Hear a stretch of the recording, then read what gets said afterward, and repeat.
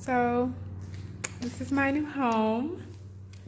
Yes, just bought it today.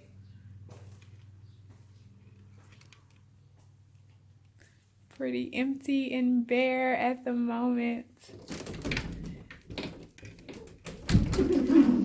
Got that washer and dryer in home. Curtains.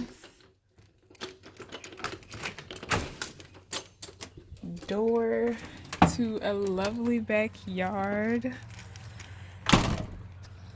with a nice mountain view back there. I forgot to mention there is an upstairs to this place. Yes, I have a 2-bedroom, 1.5 bathroom apartment.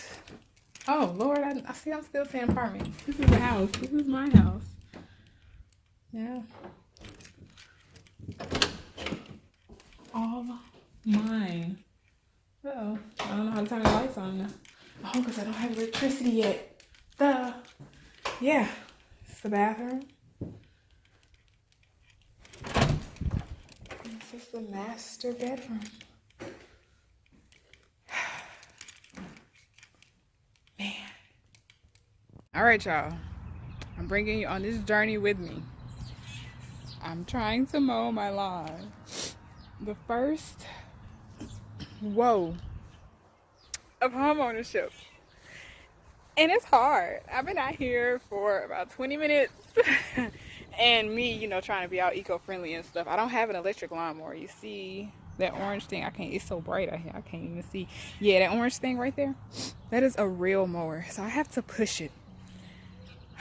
But you know, we working it out. We getting it together.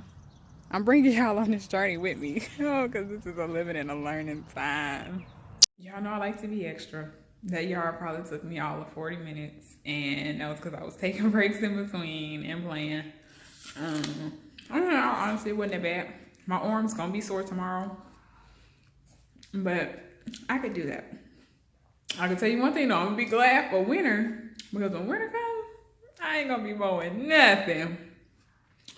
Task number 1 done. Y'all probably not gonna see the rest of these tasks until like the whole thing is done, because yeah, my house is looking a mess.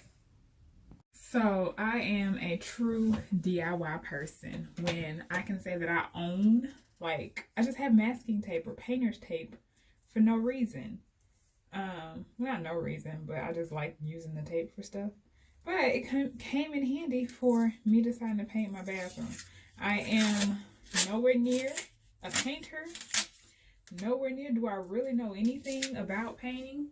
But what I did realize is I'm gonna have to put multiple coats down on this, because this one little coat I got is not doing the trick with this color. So I am on the first coat, and I hope y'all can hear me with the fact that I got my back to y'all. But I am on the first coat of painting, and I'll be on the second coat tomorrow, I guess. I don't know. We just taking this, you know, evening by evening, moment by moment. Don't nobody come see me for real, so I ain't got nothing to worry about. But yeah, this bathroom, I mean, the toilet works, but this bathroom is out of commission. And honestly, like, I never used this bathroom anyway because it just felt too creepy for me. So hopefully, now that I'm like putting my pizzazz on it, I'll actually use my second bathroom, because what's the point of having 2 bathrooms if you never use one of them, you know? Anywho, we're going to talk about my journey. Well, not necessarily my journey, part of my journey and just my process to homeownership. And so, one of the big questions that I always got, just like when I first told people that I was going to buy a house, is like why? What made you want to buy a house? Why are you buying a house in central Pennsylvania of all places? And honestly, I just never imagined myself living in an apartment, like ever. Like growing up, you know, I lived with my mom and my mom's house and my dad and my dad's house. So, you know, I never stayed in an apartment. And in undergrad, I mean, I lived in dorms, but that was kind of just like expected. Even though also in undergrad, I almost bought a house with like 5 other people. Kind of glad that I didn't, because like thinking back on it now, like how smart would that have been? Would they have kept up on the mortgage between all 5 of us? Like that could have been a terrible idea for my credit. So glad that didn't happen. But my first year moving here, I literally like almost went like homeless because I was holding out trying to find a house to buy. And essentially, 2 things came out of that.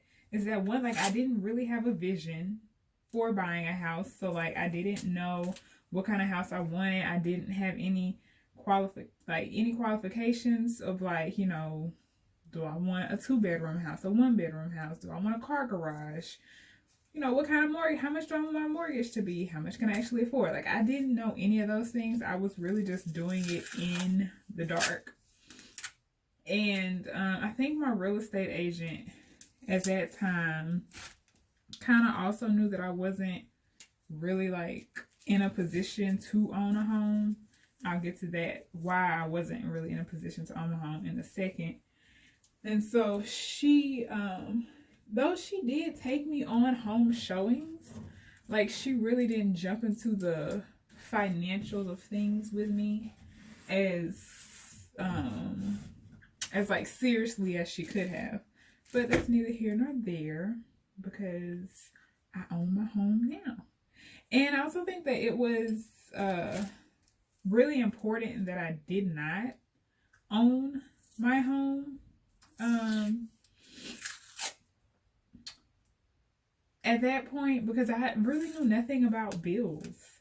Like every year that I had a home, like I progressively had to pay more and more bills, up until the year before I moved into this home, where I actually stayed in a home that was like someone's home that they were renting out. And I had to pay like the trash pickup, the sewage, the water, the electricity. Like I had to pay all of those bills. And so having that experience really prepared me for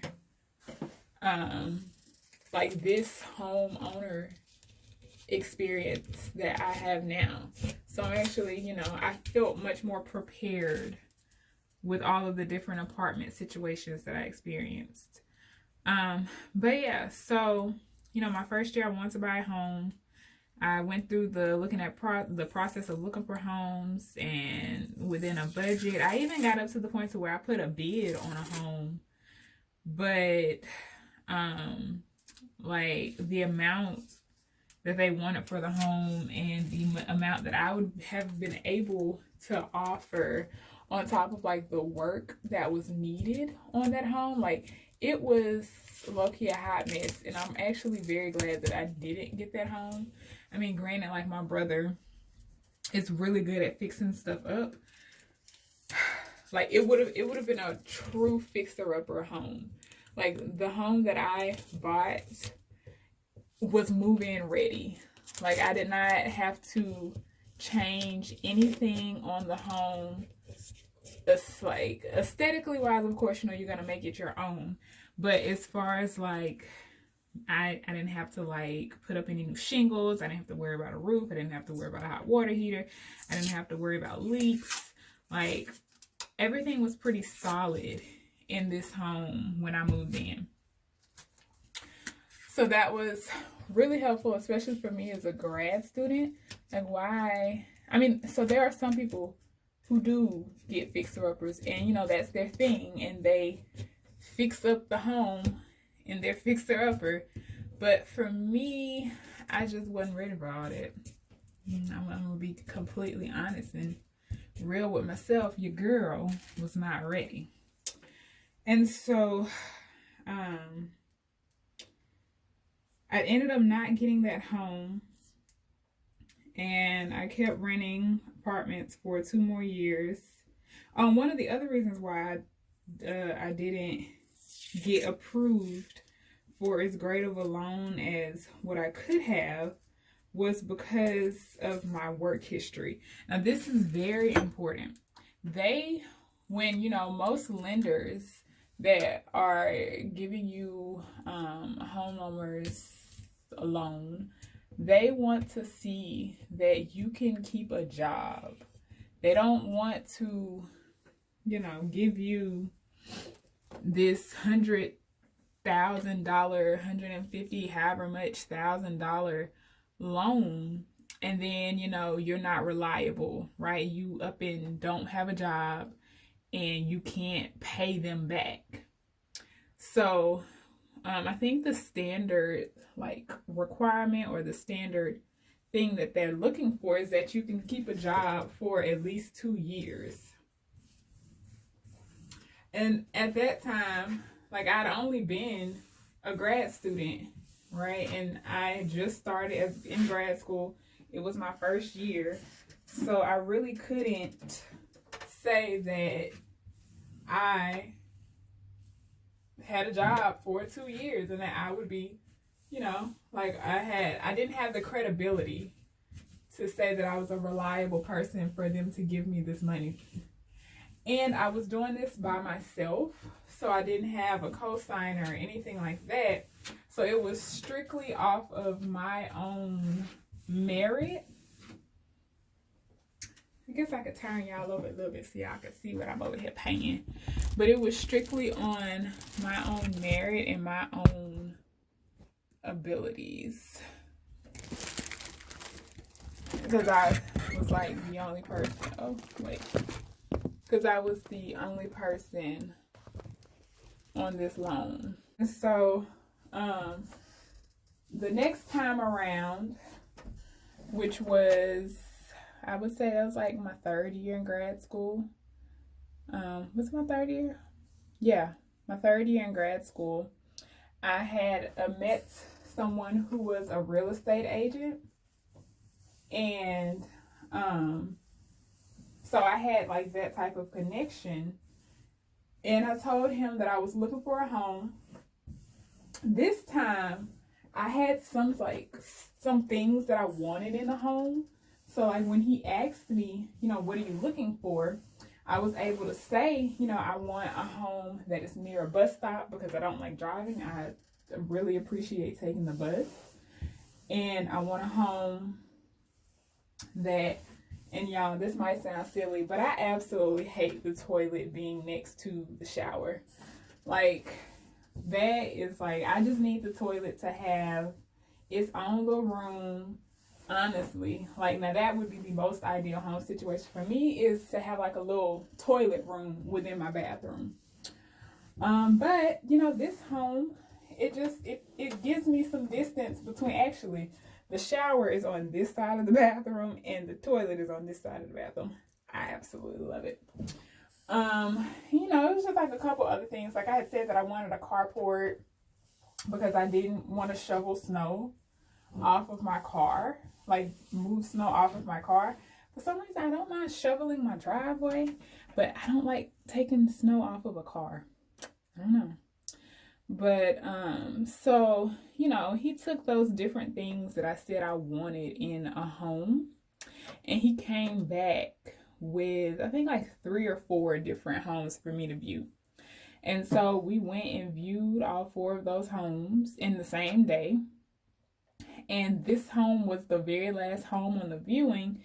And when I got here, and the area, and just, it was close to a bus stop, it was just checking so many of my boxes that I just knew. And I was this is it. And I immediately was I want this house. And so they say you're supposed to play it cool when you're getting ready to buy a house, because you do the negotiations and stuff. I left that up to my realtor. He handled all of that stuff. My realtor, Scardy, he's out there. I don't know if he still does realty work? Anyway, I don't know if he's still selling homes now. But You know, if you ever encounter him wherever he is in this United States of America, and he is off to sell a home, baby, you work with him because he gets you results. He got me a great deal on this home. He negotiated a lot of stuff for me on this home. He came with a great broker who, oh my gosh, even to this day, like I can text my broker. Well, he's not even like my broker anymore, but I can text him and he will text me back answering any questions that I may have, and like just